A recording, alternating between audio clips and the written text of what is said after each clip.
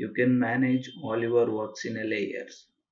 In the property panel, you have an option called layers. At the bottom, you can create new layer.